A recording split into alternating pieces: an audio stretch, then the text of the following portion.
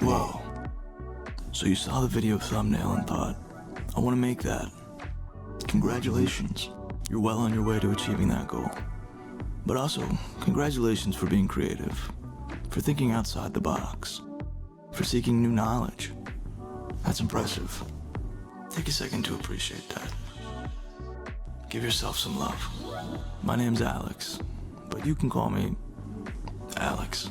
Me and my buddy Joe had a past niche, a collective of creatives exploring new possibilities in every which way we can. We've got our hands in a lot of pots, but one of our favorite things to do is shoot videos.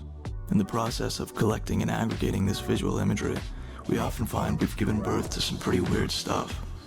Some of this stuff we decided to release as a video pack, CRT Liquid Volume 1. It's got 21 video files featuring analog CRT distortions captured in 6K. We somehow managed to achieve these wonky waves after a long day of astral projecting and drinking ayahuasca. These distortions cost us everything, including our sanity and many of our most valued relationships. But that's a story for another time. You can do some pretty cool things with these distortions, but one of my favorites at the moment is using them to create intriguing transitions. Today, I'm going to show you how to do just that. But wait, Alex, isn't CRT Liquid Volume 1 a product? Am I going to have to buy it to follow along? Don't worry, we're not really in it for the dollars. The principles we'll teach in this tutorial can be applied to any sort of video or texture you'd like. But to make things super easy, we're going to give you folks a free texture loop to work with. You can find it in the description. And if you like it, maybe you'll like CRT Liquid. If you skipped ahead, rock and roll. Time means nothing. It's not real. That said, time for the tutorial. Make sure to download the free texture loop before you start. Also, I'm going to be working in After Effects, but you can use any video editing software that allows for LUMA Mattes.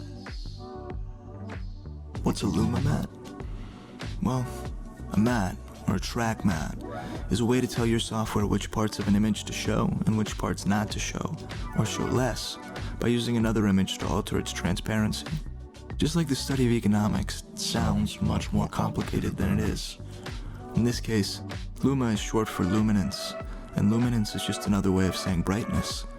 But Brig matte wouldn't have the same ring to it.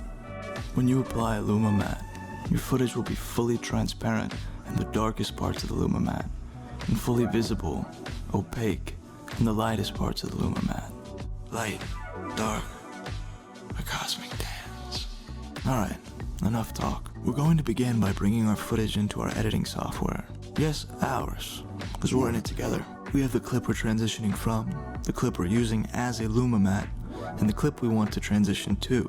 The clip we're transitioning from, we're going to put snugly on the bottom of our timeline.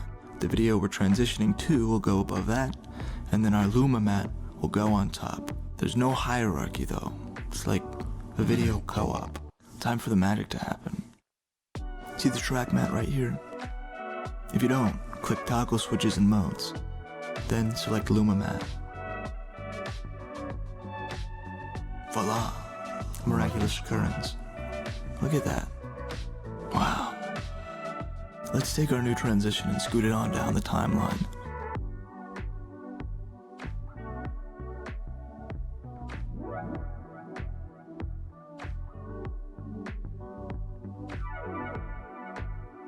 Duplicate the footage you're transitioning to, stretch it, and cut it.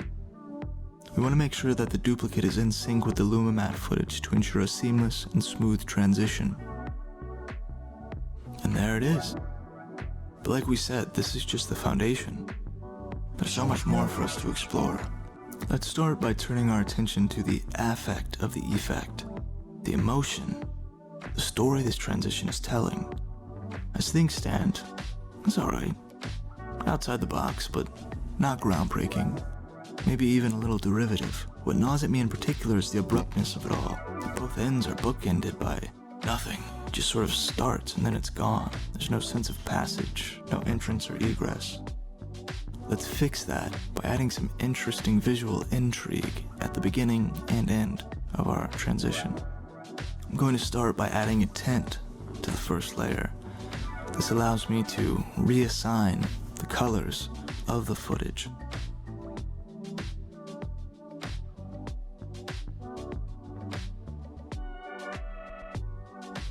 Then, we'll get these two layers acquainted with each other. I'll pre-compose my LUMA matte transition footage. A Zen timeline is an effective timeline.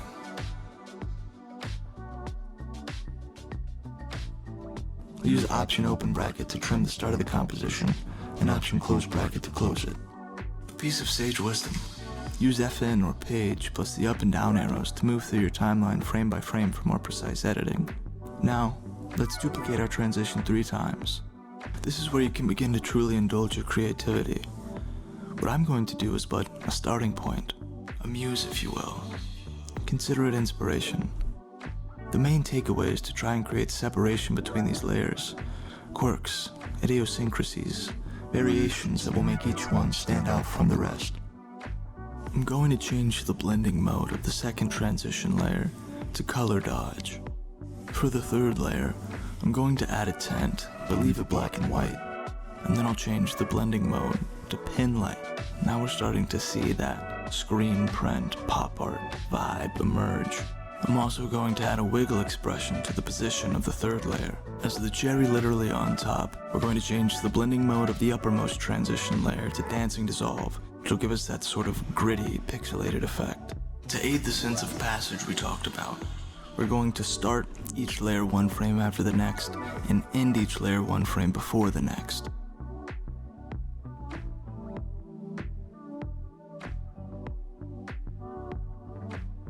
As a final flourish, I'm going to duplicate the footage I'm transitioning to, and trim it so that it only lasts a couple of frames. I'll then add the invert effect to change the color. It's subtle, but it's a great way to subconsciously signal to our viewer that they've entered the threshold of the new clip. And there you have it. Breathtaking, magisterial. Revel in your new creation. You've earned it. If you like the aura this transition has brought to your creative workflow, consider checking out CRT Liquid Volume 1. You can also follow us on Instagram to keep up with our latest projects, or just to enjoy a little fellowship. As things stand, we must submit to our AI overload, so if you want more bizarre tutorials like this one, consider subscribing and maybe gifting us a like. All the best from myself and the rest of Passaniche. Keep cynically creating.